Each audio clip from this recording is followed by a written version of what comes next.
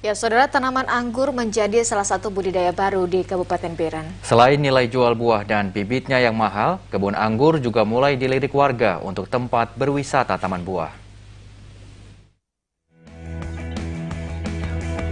Di tengah lesunya ekonomi akibat COVID-19, warga di Biren saat ini mulai mencoba inovasi baru dalam bertani, yaitu pembibitan dan budidaya batang anggur. Sejumlah lahan kini mulai disulap menjadi hamparan kebun anggur. Lokasi tersebut antara lain di kawasan Cot Badak, Kecamatan Pesangan, Desa Cot Tarom, dan Desa Alusijo, Kecamatan Pedada. Buah anggur di lokasi ini terlihat tumbuh dan subur dengan buah yang berlimpah, seperti kebun anggur milik Januar di Desa Alusijo, Kecamatan Pedada, Kabupaten Biren. Januar menyulap sawah miliknya menjadi kebun anggur. Kebun anggur ini berkisar seluas 1 hektar lebih yang kini dipenuhi dengan pohon anggur. Setidaknya ada ratusan batang yang kini sudah berbuah lebat dengan usia 6 bulan dari masa tanam dan diperkirakan akan panen pada awal Ramadan ini. Selain menjual buah, saat ini Januar juga berbisnis bibit tanaman anggur yang dikembangkan sendiri dengan teknik grafting atau sambung pucuk menggunakan batang bawah yang memperbanyak bibit-bibitnya.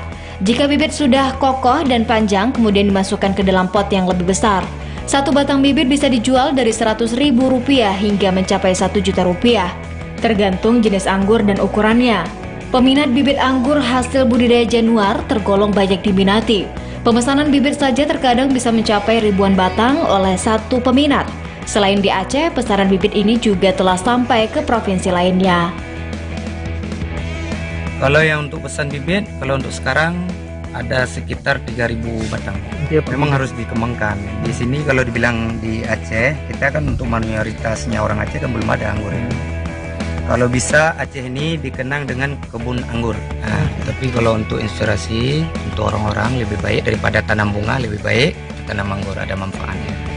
Januar selaku pengelola perkebunan anggur mengatakan, selain untuk berbisnis berjualan, kebun anggur miliknya juga akan dijadikan objek wisata. Pasalnya kebun ini mulai banyak dikunjungi warga untuk berwisata.